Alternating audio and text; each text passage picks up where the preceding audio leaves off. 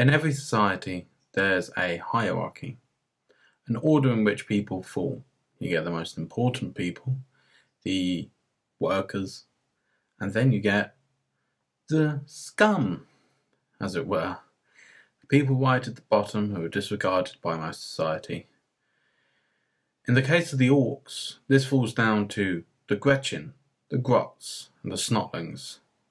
Tiny little goblin-like creatures that are sent into the barrel of guns and the depth of machinery to do dangerous work. Work far too dangerous to risk an actual orc doing. In some cases, they even get turned into ammunition for the big mechs. And today I'm going to be painting 10 of these Gretchin, so let's get into it.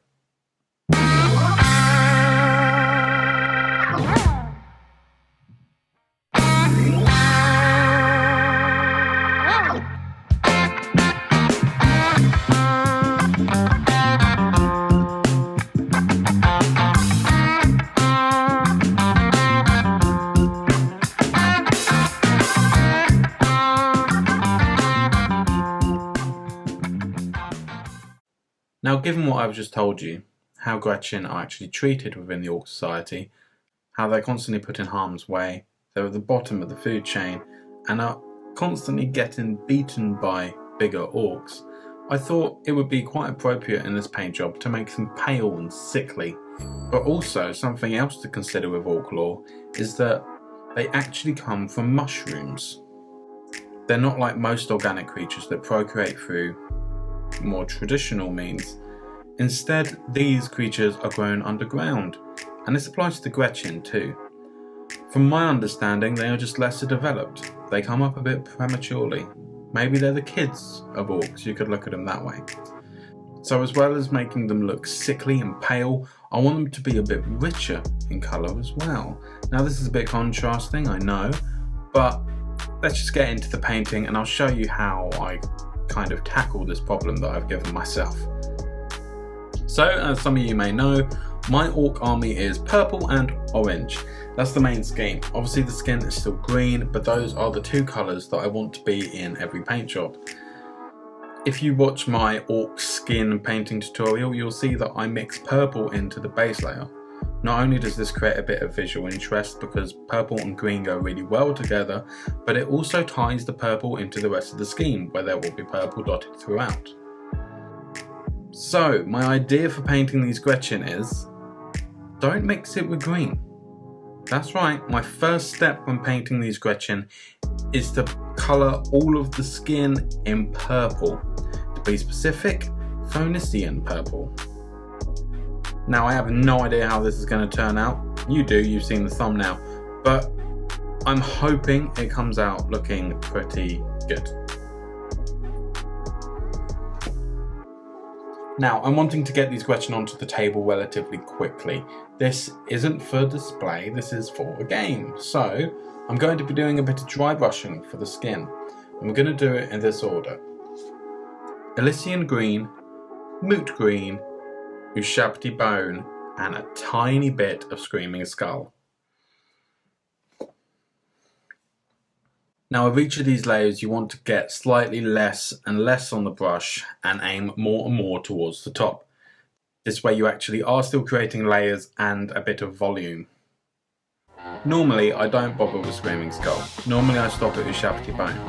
But like I said earlier, I want these Gretchin to look quite sickly, so the idea is push that highlight as far as I can, and I think it works pretty well.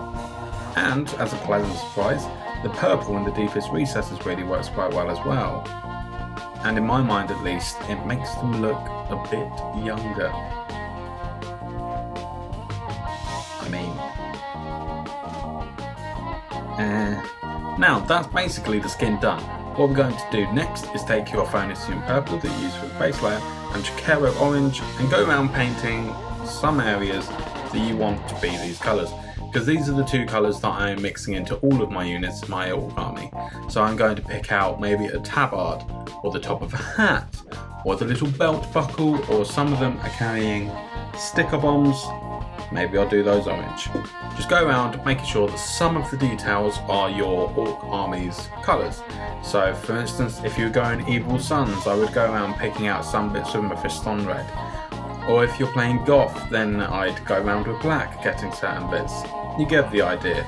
Get your clan's colour and paint it into various bits of each model. Now when it comes to highlighting these two colours, I'm not going to wash them. They're dark enough as is for what I'm going to use to highlight. It'll be quite contrasting anyway. So for the purple, I'm going to be using Genestealer purple, and I'm going to keep it to the higher areas and the edges. A bit of edge highlighting and basic highlighting for the top areas to create that volume. I'm going to be doing the same thing for the orange, but using Towlight Ochre. So exactly the same as you just did with the purples, just using a different colour obviously. Towlight Ochre. Ochre? No, it's ochre, isn't it? Idiot. Towlight Ochre. As you can see, these Gretchin are starting to look mighty fine, I think. So, what are we going to do next? We're going to go ahead and add all the metallics. Like I said, I wanted to get these things on the table, so I'm not going to go picking apart the weaponry, colouring some panels and not colouring others. Instead, I'm just going to use lead belcher on all metallic items. That's going to be the handles, the sticker bombs, and the weird bolts that some of them are carrying. That's going to be the hand cannons because, oh my goodness, in their little hands they truly are cannons. And it's also going to be any of the big blades they're carrying because they're massive too. Next up, all the levers, I'm going to use more Fang Brow and just slippy slap it on those. And that's going to be stuff like the belts, or if any of them got bandoliers on, some of those. And their little, some of them are wearing boots, some of them are wearing what looks like socks with holes in, and some of them have just got their feet wrapped up in some cloth. All of that's going to be in leather as well for me.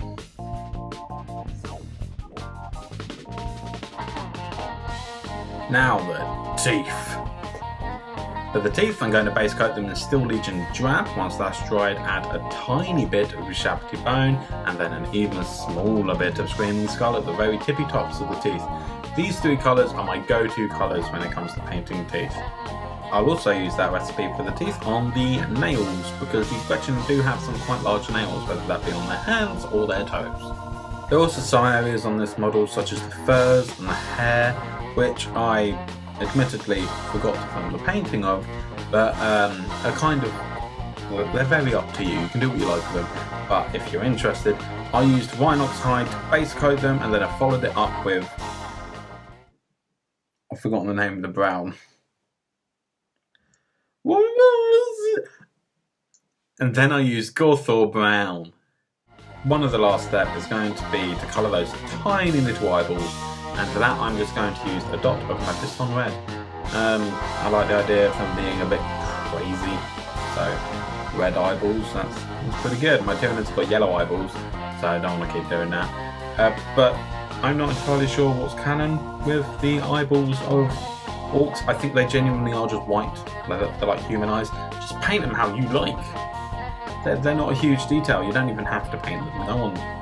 If somebody's this close to your miniature, then well done, you've done a really good job of painting it. No one's going to pick up a model that looks terrible and look at it this close. So, no, don't worry. And the last step is going to be to use Agrax Earthshade, or a brown wash, on all of the metals and leathers that I used there earlier. It may be tempting to use a black wash on the metals, which is completely fine, but because of how unhygienic these creatures are meant to be, I like the idea of, rather than the metal just looking aged, it looks dirty. And yes, that actually is my last step. I know some of you are probably thinking why you're not highlighting the metals and the leathers. Well, I don't think you need to highlight everything on a miniature. If you want to draw the attention to certain areas, for me it's the skin, don't draw attention to other areas. Adding this simple wash does add definition to the leathers, and it also adds definition to the weaponry.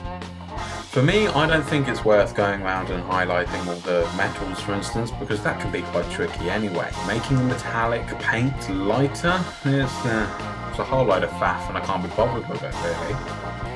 And the leathers mainly just comes down to the sheer quantity of it. There's always loads, and no one's really paying attention to the straps and belts and little pouches and stuff. They're paying attention to the rest of the model, the face. That's where most people are looking. So concentrate there more. And if people don't like it, oh well. Like I said, we're not going for display. We're going for tabletop. Pew pew.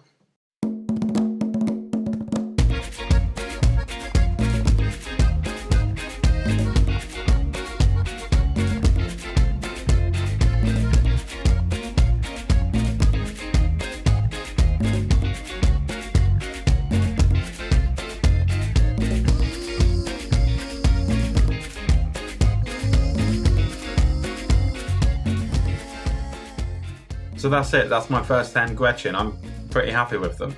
I think that I've achieved that nice sickly tone to the skin whilst keeping the recesses quite rich in colour, which ties into the rest of my army. And I think they're actually going to make quite a nice addition. They've got a lot of character. That's one of the things I enjoyed most about painting these Gretchin. Orks in general have a lot of character, but these Gretchin are on a whole new level. They're so funny. I just want to add 20 more to my army. So thank you for watching this video. As always, likes and comments are always appreciated. If you want to see more of my content, make sure to subscribe. And if you want additional content, some behind the scenes access and early access to videos, head over to my Patreon campaign. All links will be in the descriptions, including social media. And until next time, I will see you later.